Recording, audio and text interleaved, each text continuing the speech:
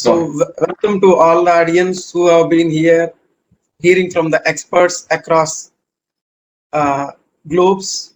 So today we are actually going to hear about InBoK and why InBoK.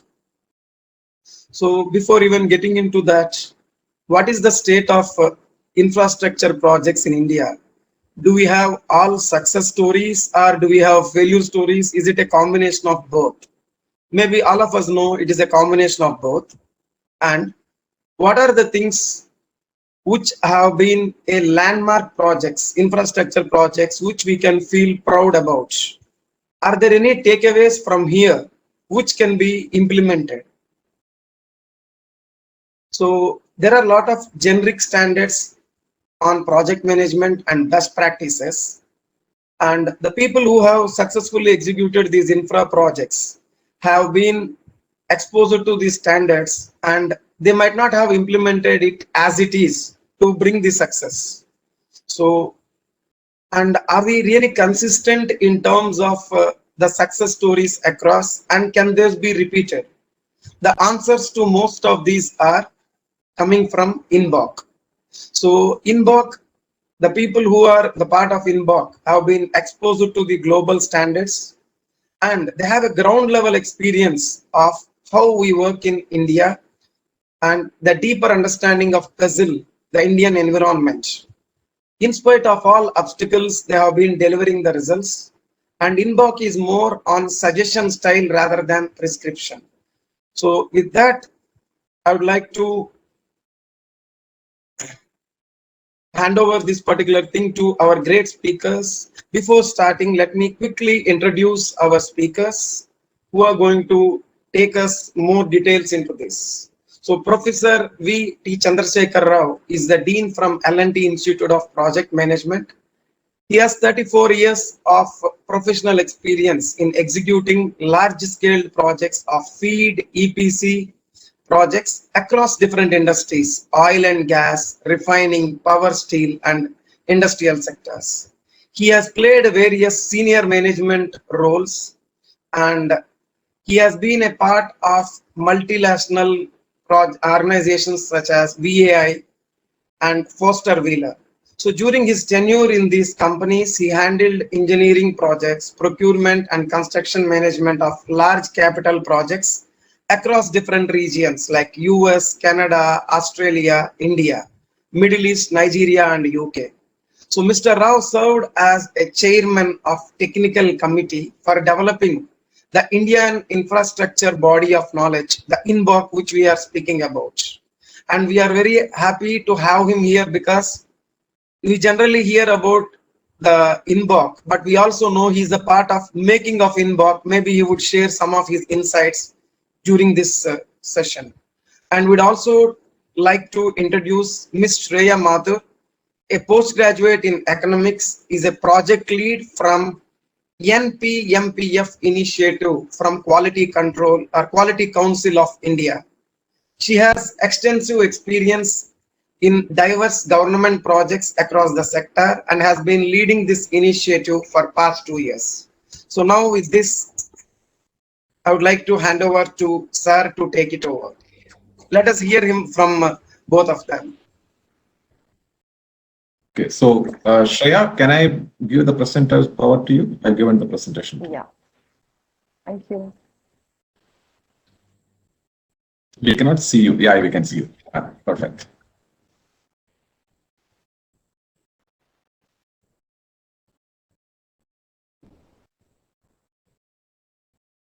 Can you see the presentation? Yeah, now it's in the presentation. Absolutely. All right. VTCS, sir, your audio is clear? Yeah, you're able to hear me well?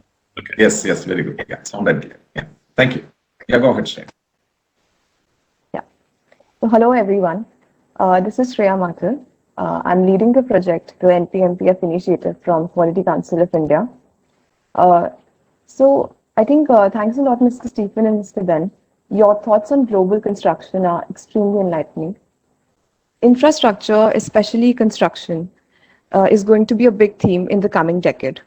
Especially for a country like India, it becomes therefore even more imperative to have project management practices in place. On that note, I'd like to speak with the audience about the NPMPF initiative, which is the National Program and Project Management Policy Framework, initiated by the NITI Aayog. So, back in December 2018, a flash report. Yeah. So, I hope it's clear. Yeah. So, back in December 2018, a flash report released by the Ministry of Statistics and Program Implementation highlighted the acute time and cost overruns faced by infrastructure projects in India across the key sectors, including roadways, railways, power, petroleum, etc. And considering the envisioned growth and the government's focus on the infrastructure sector in the coming decade, especially when we hear about dedicated policies by the Indian government like the National Infrastructure Pipeline, it becomes even more relevant to figure out the cause for these delays and find the corrective solutions to resolve them.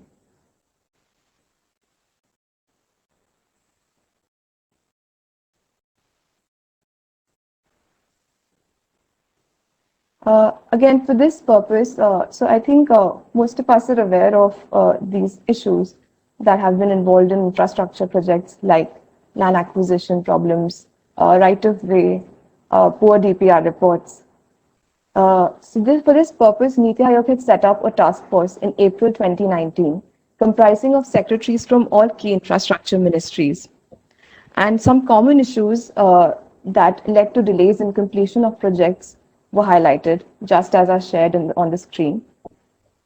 And I think most of the practitioners that are present here today will be able to relate to these issues. These issues also spread across stakeholders, including the government, project owners, consultants, contractors, financial institutions. But these were policy level issues that required deeper attention and insights to be resolved, which is where the task force identified a common need for formalizing and institutionalizing the practice and profession of program and project management in India to bring efficiency in the way infrastructure projects are planned and executed in the country.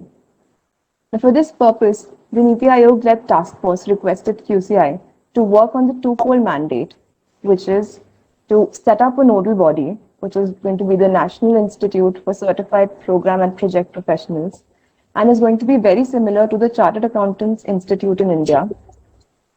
This nodal body is going to develop, promote, and formalize the profession of project management in India.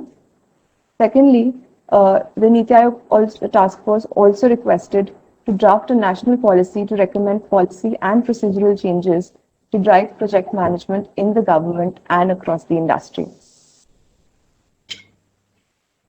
So from here, the Quality Council of India took over the facilitation of the entire initiative.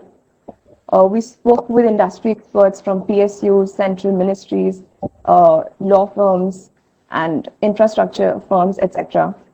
Analyzed best practices in policy as well as institutionalization across countries such as UK, US, Norway, etc. We examined structures and processes in institutions like the Chartered Accountants Institute, the Company Secretaries Institute, and we consulted all major project management institutes in India, including PMI. And we came up with a draft knowledge for the national initiative.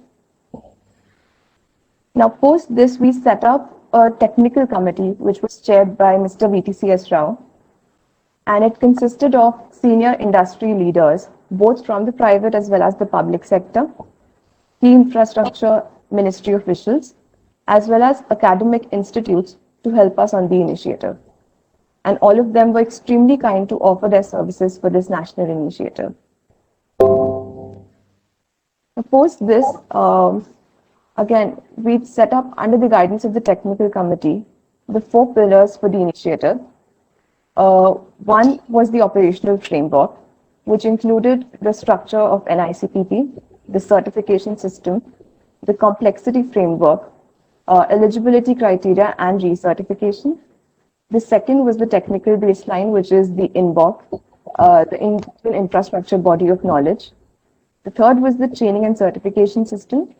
And the fourth one was the capability development drive, which is basically to inculcate project management practices and easier adoption of project management across the industry as well as the government.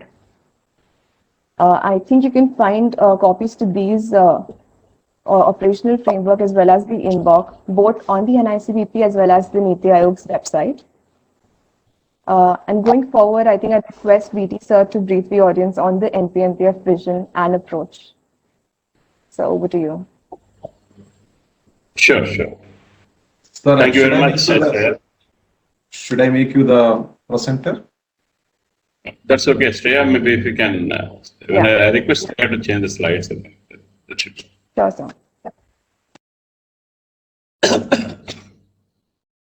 You see, the technical committee, as Shreya mentioned, consisted of people both from the government as well as the private sector people. So, and I think we went to a series of deliberations and both on certification and the contents, what should be the content of InBoK and what should be the style of the InBoK, and then in what way we can ensure that the competency exists in the people. I mean, finally, if you look at the projects, they're all people business. I mean, when the materials, money, etc., they're standing where they have to stand, the people make the project successful. So we wanted to ensure that how to have the right capacity building, right competency enhancement, and to ensure that right competency enhancement is achieved, we wanted to have a baseline book, which is a guidance book for all the practitioners, which is called InBoK. We called it as Indian Infrastructure Body of Knowledge in BOK. And what happens is that so far, if you traditionally look at, I think as Shreya has projected in the slide earlier, all the projects, infrastructure projects, have undergone cost and schedule overruns. And most of the cases, and there are related to the definitions, project definitions. I think Steve also talked about project definitions, etc. And there are a lot of things which are unforeseen events during the project execution. And the approach has been typically by practitioners in India has been firefighting. So what we thought as a technical team is to graduate from firefighting type of project management to from firefight to foresight. And this foresight is achieved through a structured process of project development. I mean, conceiving the project, doing the pre-project planning, etc. And then following a structured process to execute the projects, we probably enhance the predictability of the performance. So with keeping that in mind, we structured the InBoK into about 21 chapters. And the intent is that because we are trying to, like typically what happened also in India, or probably when I was in my engineering college in early 80s, when we talk about a project or project management, it used to be only planning and scheduling. And as some of you already know from NPMPF, project management is not just planning and scheduling. It has several other aspects, various knowledge areas in project management, as most of the listeners are familiar with what is there in the InBoK, etc. So what we thought is that while we create an InBoK, and is necessary for everyone to understand the conceptual basis behind the InBoK, and then to ensure that capital projects are executed with a predictable performance. We wanted a lot of, if you really look at any governmental projects, etc., or even private projects where people start executing, largely most of the capital projects are from the operational people who are running the refineries, running the power plants, or somebody who is running the tollways, etc. The people who are developers and probably owners of large refineries and petrochemicals. What happens with there, when the people are assigned to the project management, typically they discover the project management as they grow, as they see the situation. So then it turns out to be a firefighting mode than the foresight mode. So what we thought is the InBoK, when we created, once somebody registers it, the 24 hours of mandatory training, which will happen when somebody wants to be certified for the course. So there is a certification aspects and training aspect. Some of the training is going to be online. If somebody doesn't feel comfortable with what is offered online, they can always go for enhanced or deeper learning process as it is done. On the third side, the right hand side, if you look at it, is the policy and the technology, in the sense that currently there is a process of recognizing the project data and capturing the project performance in a collective way by MOSP, but it needs to be graduating to a further level where the project performance can be through a predictable KPIs, which are typically not just CPA and SPA, which we talk about in InBoK and others. So the other thing is that we also wanted to ensure that a person who undertakes a project which is 500 crores or 600 crores or 1,000 crores or 8,000 crores, the skills required are different based on the scale of the project. So what it led to us, if you go to the next slide, please, is to look at certifications at multiple levels. Because what I also from my experience, also I used to teach in various forums and speak in various forums, that if somebody is capable of handling a size X in the project, the X size of the project, maybe it could be 500 crores or 1,000 crores, etc. The next step could be about 2X. But suddenly if you put him to a 10X size of the project, he will get confused and probably a lot of learning takes place, but the project probably will be having a problem. So when you see this gradation, sometimes 4X is also possible, but definitely not 10X or 8X.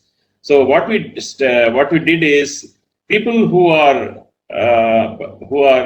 just entering into the project, taking care of a small project, etc., anything which is less than 500 crores, they probably require basic knowledge of project management, and then there's a need to certify them. We call them as a project associate, certified project associate.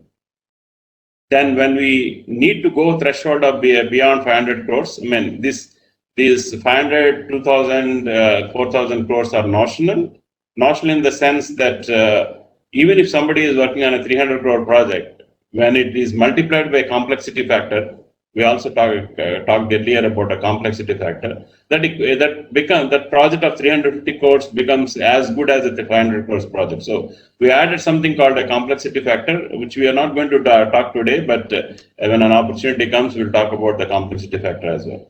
So then, if somebody is capable of going to handle a project of 200 crores, 2,000 crores, we cannot talk in the same tone as a typical project management in the infrastructure sector. We probably have to put some program management principles in that. So we called anybody who is going to be handling a 2,000 crores project. For example, if I take a project of roadways or from X to Y, that entire people now call it as a project, but actually that project is consisting of 4 or 5 packages. Each package is a project for an individual contractor.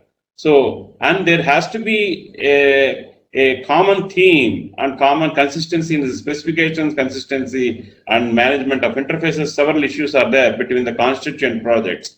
And so what we said is anything more than 2,000 crores, people should have a program management principles and practices, a thorough understanding of this. And then above 4,000 crores, it is more management of the stakeholders and management of the internal performance, like program managers and project managers. So at a project director level, the skills required and the understanding required is different. So we wanted to put the people at the program director level to a process of simulation-based exam. So rest of them are written exam. Written exam is a misnomer slightly, because it's going to be an online program with multiple choice questions and scenarios, etc. So most of them are online, and simulation is also online. So this is the gradation we thought, based on the complexity and the size of the project, it's necessary to ensure that people have the right competencies, right understanding, should take over the project, so as to ensure the predictability of performance in such infrastructure project. Can you go to the next slide, please? So how is certification is going to be done is the NICPP is all the framework, operating framework, the principles, constitution, etc. are established. And it's a matter of time that the NICPP is going to be formally constituted. And till for NICPP is constituted, PCA will be taking care of that certification, etc. And then what we did is we have given some point-based system for person to be eligible. There are points for experience, points for pre-certifications like PMP, etc., PMP, IPMA. So we are all recognizing the current certification process, which is, and giving some points. And then we are going to say that everybody who is going to go for certification should go through the online training so that the concepts which are elaborated in the InBoK are understood by the person. And yes, similar to the model of a PMI, the examination will be based on the InBoK contents as well as something beyond. So what also necessary is similar to what we have in PMI, RIGS and other certification process, even a professional engineering certification in US and Canada, there is a requirement for continuous upgradation of the knowledge. So we'll have some continuous professional development process also in the certification. All these things are going to be available as soon as we launch certification process for the practicing professions in infrastructure business. Can you go to the next slide, Shreya? Sure. So I think we'll spend some reasonable amount of time in about the InBoK. One is why the InBoK has a different structure. If you look at IPMA, PMA's book or PMBOK by PMI, etc., rightfully so, because of the necessity to ensure a commonality among various types of projects, including CSR projects, IT projects, infrastructure projects, and others. There is an approach which is generalized, and there is a process-based approach which is absolutely fine when you want to apply for a larger group of industries.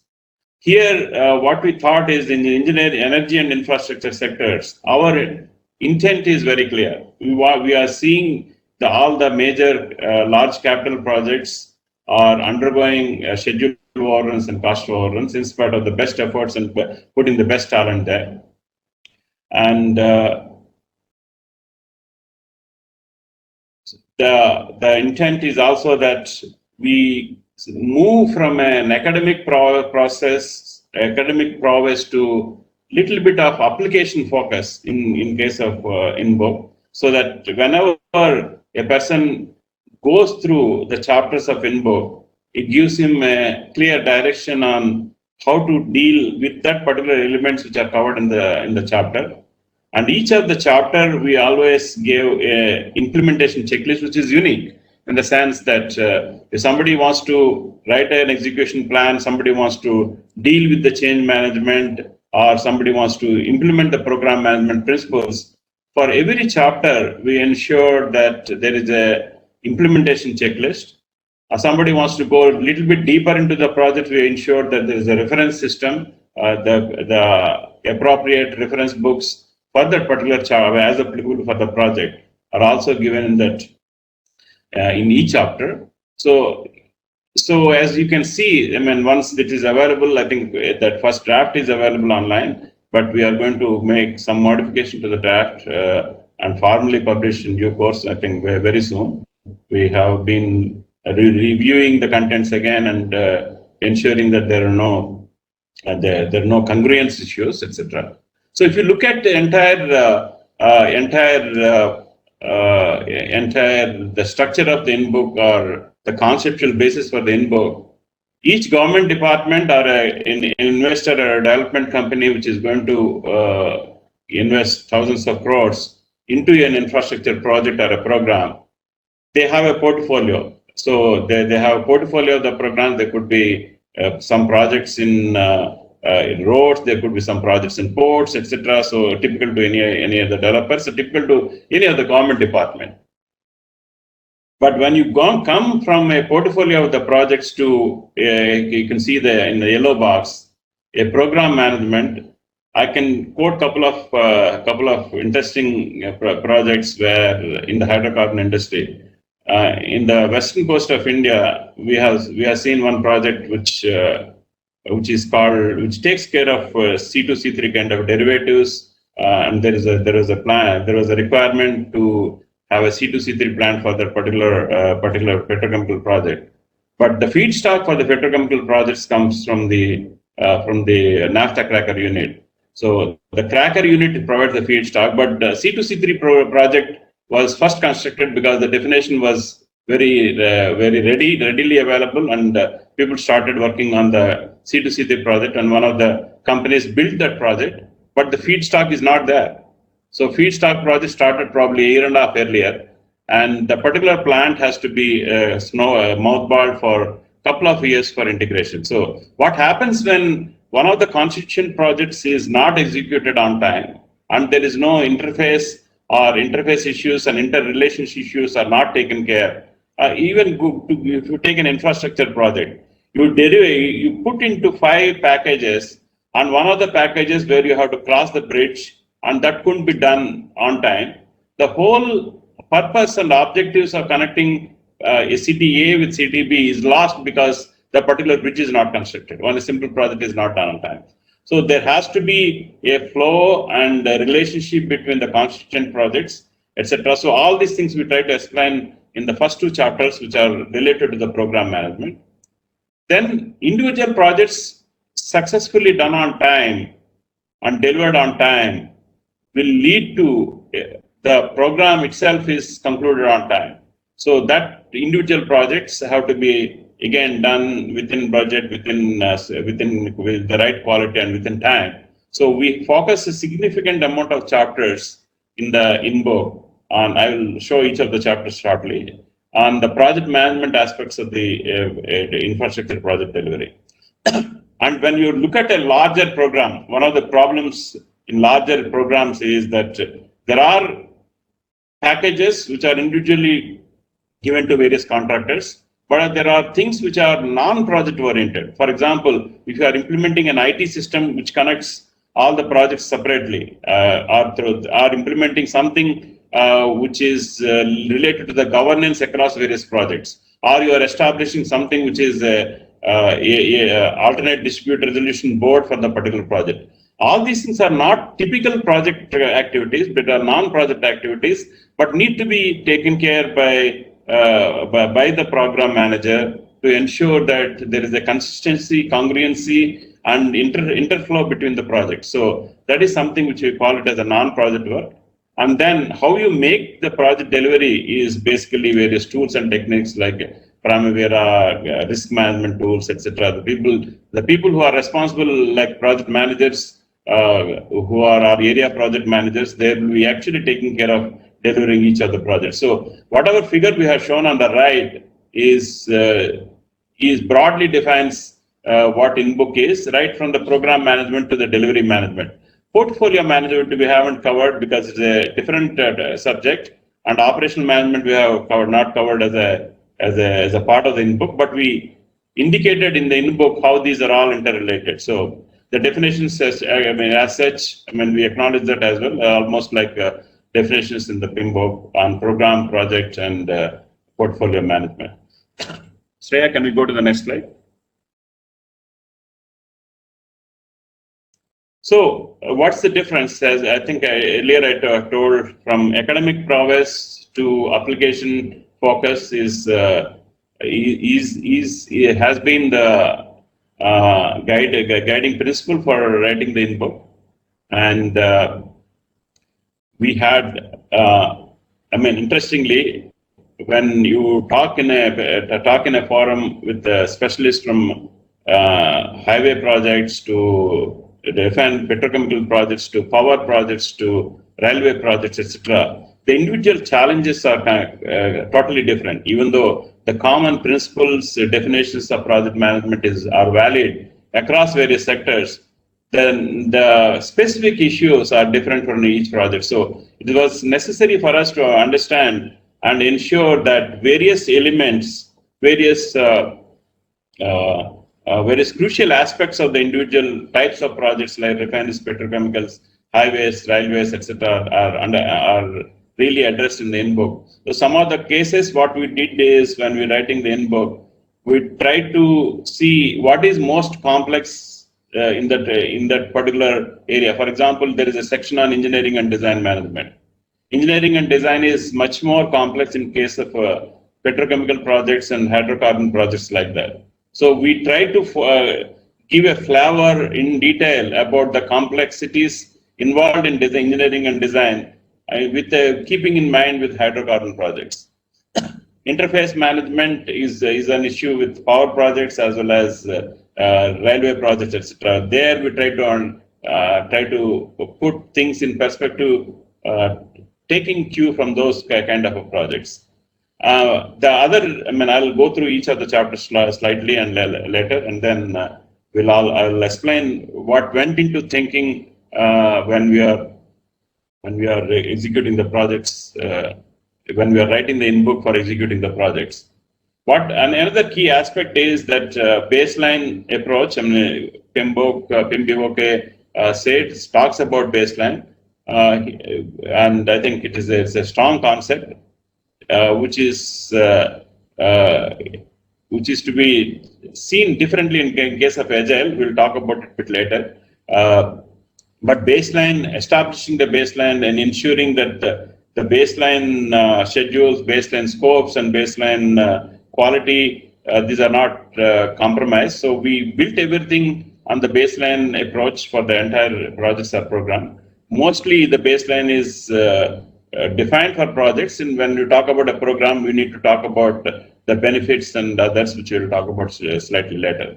And we also wanted that there are always different ways of different terminologies in India, and sometimes we use a term which is not really the right technical term for usage when you talk about projects. For example, in India, people talk about catch-up schedule.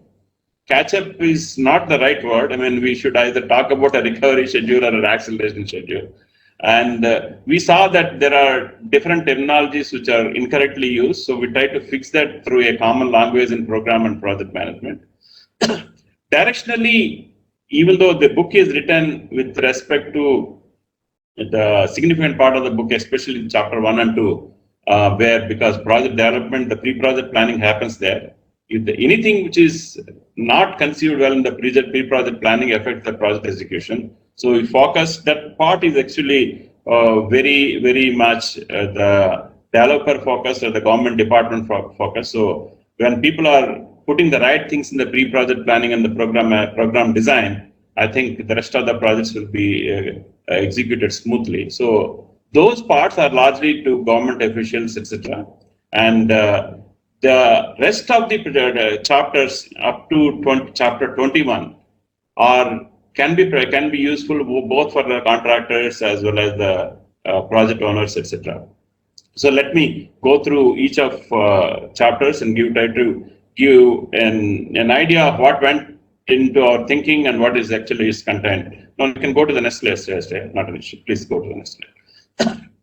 So, as I said earlier, the program design and implementation, which is covered in the first 2 chapters, flows into component project execution. And when it comes to the end, we complete the individual projects and ensure that the program is also closed out effectively.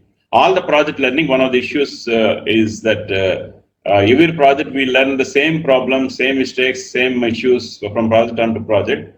We wanted to ensure that the project knowledge is communicated in the community of practitioners who are going to be registered with NICPP, etc. So that we don't make the same mistakes, we become wiser from project to project. As I said earlier, government and the contractor both are beneficiaries for this project. A lot of times people say that Warner has a different view and we have a different view, etc. Though there are some differences between the project objectives between the owners and the contractors, if a project is done on schedule and within the budget, both owner and contractor should be happy. So there is no actually a great disparity or great difference in views as far as the schedule and cost is concerned.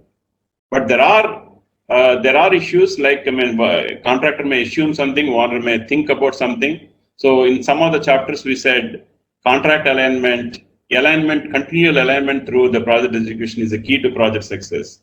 So we tried to fix some of the issues which cause disputes and differences between the owner and the contractor, those issues in individual chapters, and through the checklist, through the guidance documents, etc. So go to the next slide, Shreya.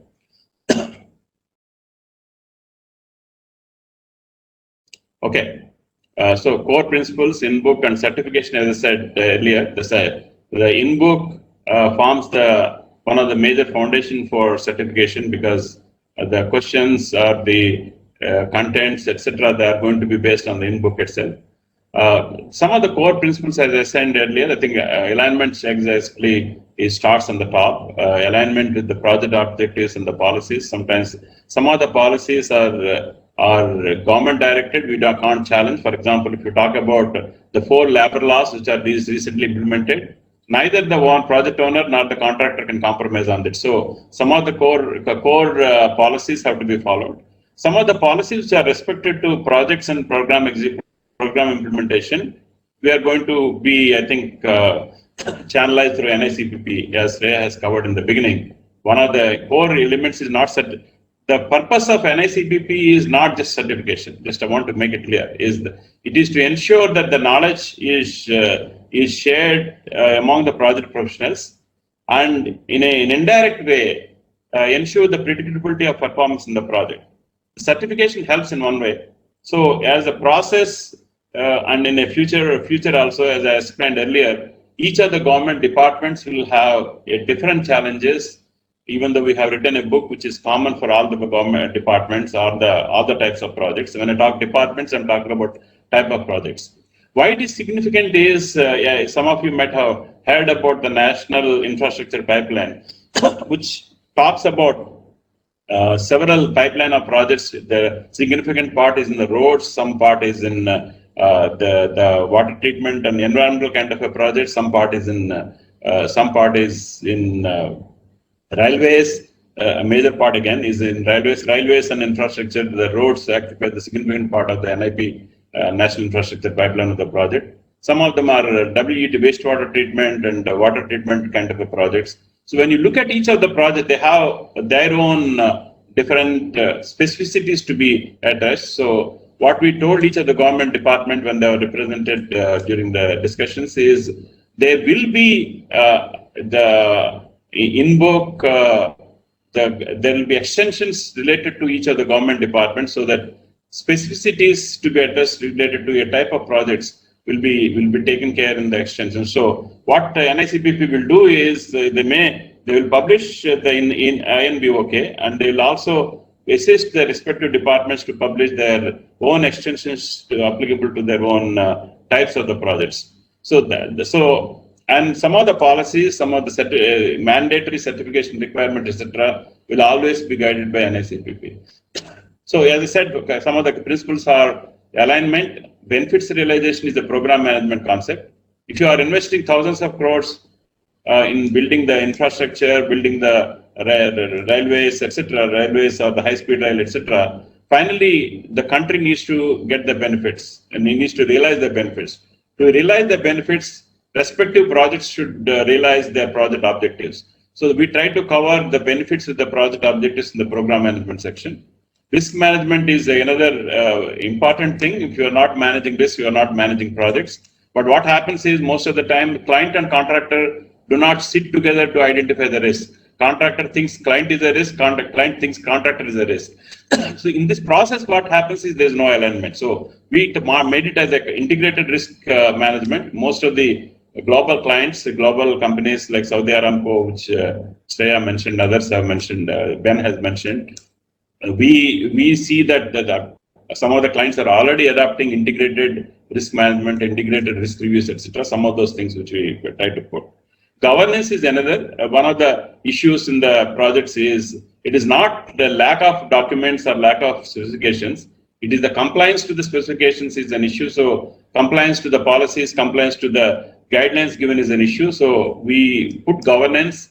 We wanted to ensure that accountability lies with the project managers, program managers, and they are capable of handling different sides of the project. Knowledge management, focus on outcomes, and smooth transition to operations is what is needed. Finally, when you are building something, it has to be either given to the high-speed rail authorities, or the railway authorities, or the roadway authorities, or the concessionaire who is operating the tollway, or a power plant, a state electricity board who is running a power plant. So all these things have to be transitioning smoothly. Those things have to be addressed right from engineering till execution. So that's what we try to cover in the core principles. Can you go to the next slide? So I'll try to, what we have put, entire InBoK is in about 7 buckets. And each bucket has several chapters. I mean, I think the numbering is an issue here. That's okay. The chapter 1 is program initiation and implementation plan. At chapter 1, talks about how to conceptualize the program design and ensure that the implementation planning is done for the entire program. While doing that, how do you manage the benefits? How do you ensure that each of the constituent projects are conforming to the specifications, conforming to the guidelines, conforming to the HSC requirements? Couple of 10 years, 5 years down the way, ESG requirements are going to be coming into the construction projects as well. Though we covered some partly in HSCS, it has to be much more intense as we go forward. And then once the overall program is conceptualized with several constituent projects, so how to acquire and how to acquire in the sense that you have to bid for how to ensure that there is a bidding done, pre-project planning is done. A lot of projects suffer because there is no contract strategy in place for each of the projects. So in the project acquisition, we covered pre-project planning and contracting strategies. And then we tried to formalize the bidding process and the contract award. Here, some of the things, because we have kept a separate chapter on that here, as well as in the chapter 11, which I come back to a little bit later, is to ensure that there is a provision, there should be a provision for InBoK to adopt the new contracting technology, contracting processes. For example, there is something called integrated project design, which has multi-party contracting, etc. So those are the things. As InBoK gets revised, as one of the points which I forgot to tell is, we intend that InBoK will be revised every 3 years, so that it becomes contemporaneous, or probably it should be staying ahead of what other governments are doing. So we wanted that every 3 years the InBoK has to undergo revision. We will go on accepting comments and we look into what is happening globally. For example, Steve talked about the new contracting ways, etc. We wanted to ensure that when things come to that, it's always better to revise the InBoK to be more contemporaneous.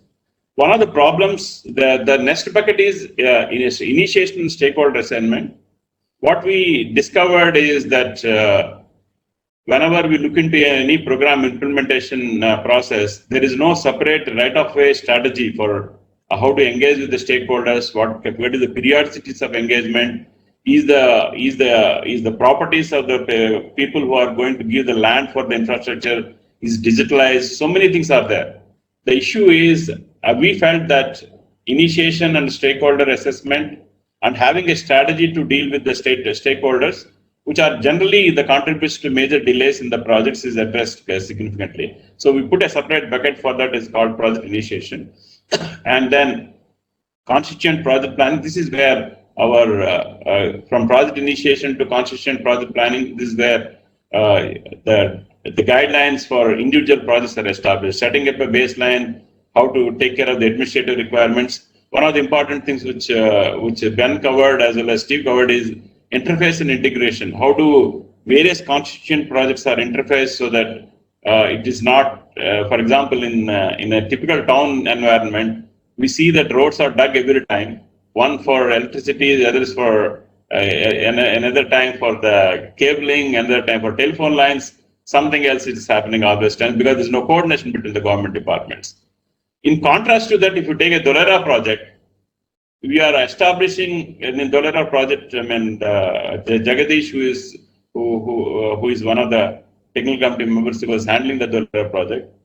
The corridors for the cables, telephone networks, etc., they are established quite well in the beginning before we are asking people to occupy it. The concept which is followed in US and other locations. So those are the things which we are trying to take care in the interface and integration, etc. If you go to the next slide, Shreya.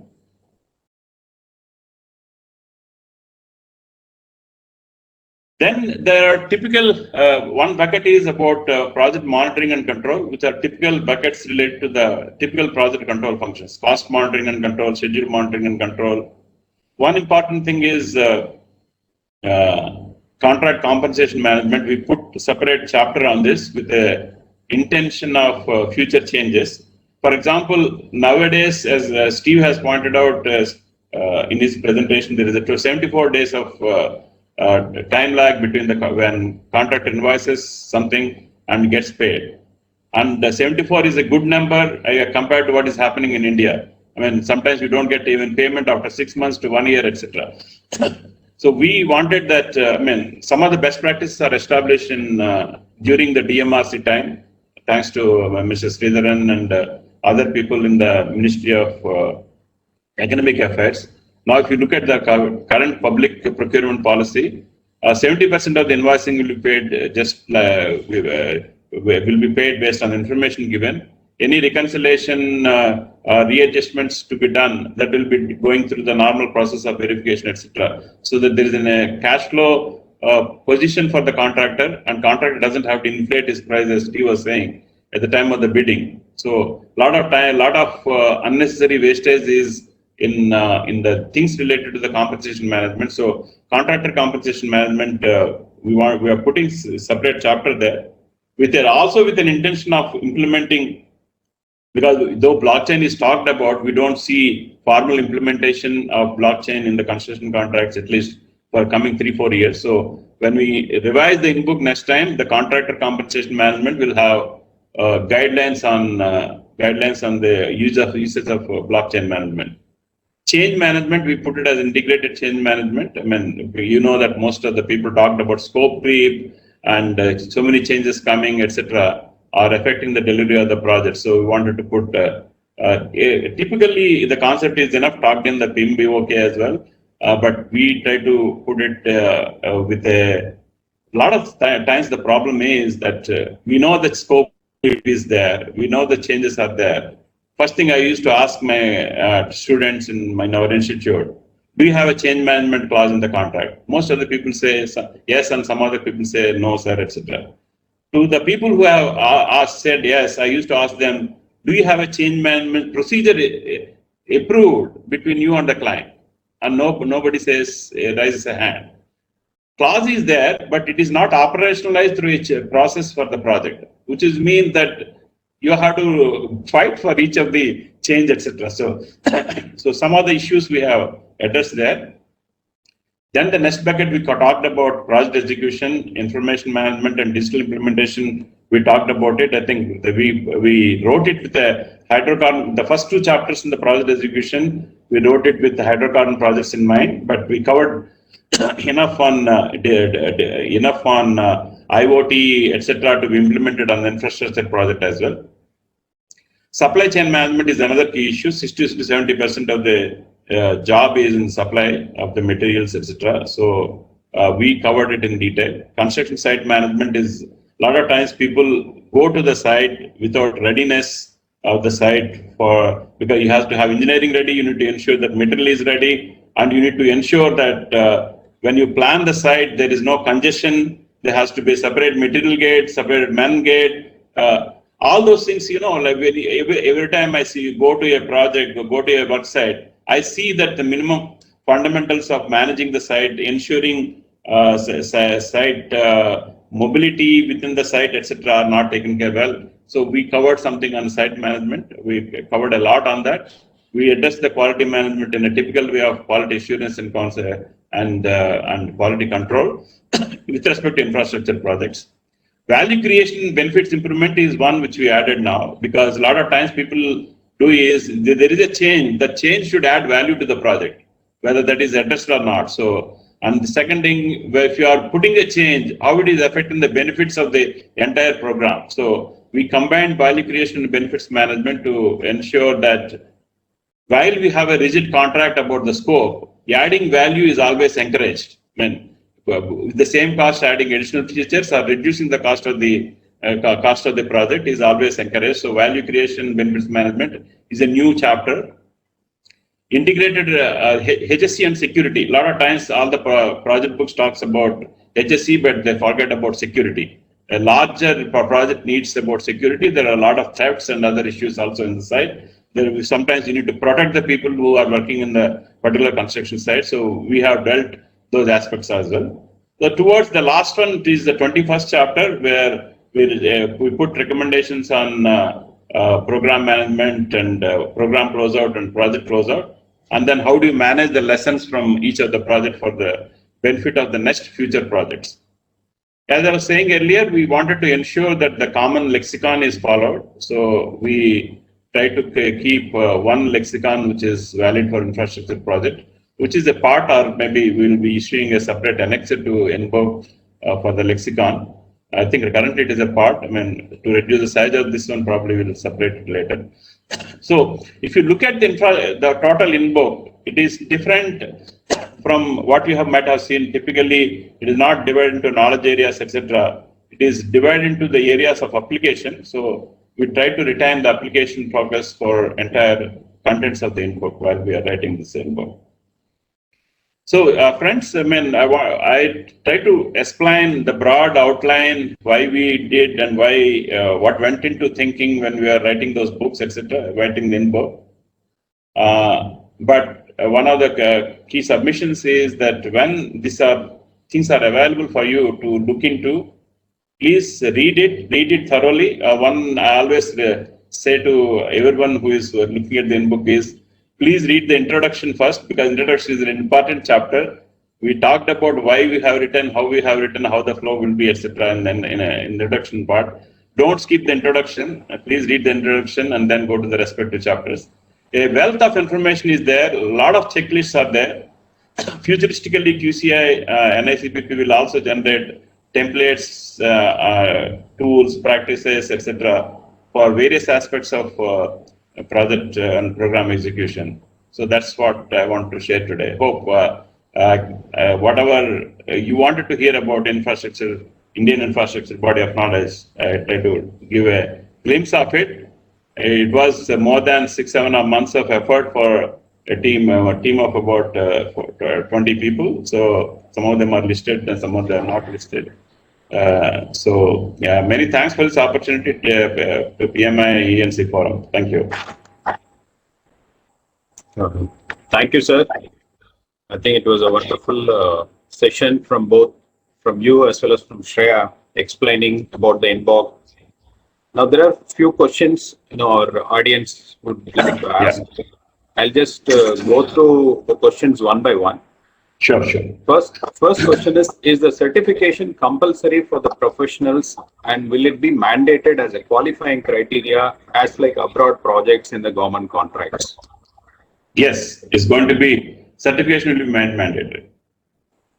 No, the certification will be mandatory, and will it be a qualifying criteria for the contractors to apply to government projects? No, not for contractors to get qualified. Because right now we wanted that the people who are putting on funding the particular project needs to be certified. But some amount of project certification, you probably have to go through the respective ITB documents for making certification mandatory. Directionally, both contractors as well as the project owners have to go through certification. Okay, sir. Thank you, sir. And the next question is InBoK adopts latest agile practices? InBoK, I think InBoK currently follows typical typical waterfall model, but for few reasons. One is what we discovered is unlike the IT sector where the owner is not aware of what are the requirements and goes through a little bit of discovery mode on what he requires. Infrastructure projects are a little bit more defined. So, and the conventional thinking is that infrastructure projects, if you define the scope well, if your PDRI, I think Steve talked about PDRI, if the project definition is proper, the ability of delivering the projects on time is achieved. Having said that, agility is important. I mean, if you are from the same business, a lot of times our construction people face different challenges every day, every week, every hour, and they change their ways of executing, etc. So there is a lot of agility at a work package level, which is almost the size of work package is almost the same size of a software projects in IT sector, etc. So my suggestion is that agile at the project definition level may not be adopted, may not be proper at this stage, but ensuring that the project value creation and benefits are assured, a lot of agility has to happen, and in partly it is happening in industry. So what we covered in the section on value creation and benefits improvement is a step towards agility in the infrastructure projects. Okay, sir. Thank you. There are another two questions, related to certification. Is it going to be a one-time certification like PMP? Yeah, I think when the certification process is going to get started. Okay. First thing I will answer about certification. Because it is not sequential certification. So somebody is 25 years of experience, he probably can go to the project program director level of certification directly. So once somebody is certified, he has to maintain through his certification through the professional development units or certified CPDs, we call it here. So that is necessary. And directionally, Shreya, please correct me if I'm wrong. Directionally, we wanted to do certification from March onwards, but I think practically with the current situation of COVID and others, it may be post July 2021. Shreya? Absolutely, sir. Okay, sir. There is one question. It's a concern. Converted into a question. As of today, if you see, there are no takers for the core engineering as the hardship and the remunerations are not comparable to IT and ITS industries. Will this certification and competency development by the professionals in this core engineering will address the necessity of bridging the gap? Is there anything done from government side on that? No, I think I'm probably not qualified to answer about the compensation for individuals. But what is necessary, my strong belief is people's compensation comes from the performance, and the performance can be significantly improved if somebody is following the best practices that you have in InBoK. I think I'll take only the one more last question. Then I think we'll leave it to Sivaram to close the thing. If PGMP, that is Program Management Professional from PMI, is already attained, can we still have program certification from QCI? No, the issue is that if you take Prince certification, PMI certification, we wanted to maintain neutrality towards the public certifications that are available for two reasons. One is they are meant for multiple industries, not only for infrastructure industry. So we wanted to ensure that the focus on infrastructure and construction has to be ensured in each of the certification, and we have written the infrastructure body of knowledge with a focus on infrastructure and construction. So there are some points given for certifications, the common certifications, which will help a person to get the right amount of points. But as far as getting certified by NSCPP is concerned, it is a necessity. Yeah, if you really look at, the current program management certifications are not linked to the size of the projects or anything right now. Whereas we feel that infrastructure needs to really look into the size of the project, etc. So again, I think when we wrote the program management as well, we have to really look into the construction and infrastructure as the basis for the first two chapters as well as the last chapter to address the specifics related to the infrastructure. One submission I would like to make is that you see the problem is if a project is 4,000 crores or 8,000 crores, 1% on 1% overrun on the particular project itself is a very huge amount. So which is necessary to pay attention to the specifics of the industry. That's why we are also encouraging each of the government departments to have their extensions, even though InBoK is written with the infrastructure and construction in mind. We are also recommending extensions to the InBoK for respective government departments to address the specific issues related to that particular department or the function as well. Thank you, sir. Thank you very much. Over to Sivaram. Thank you very much, VTCS Rao sir and Shreya ma'am, for sharing detailed insights of the making of InBoK and how we can apply InBoK in our projects. So this is a small token of thank you for the time and the knowledge you have shared to our audience. Thank you, Sivaram. Thank you very much. Thank you.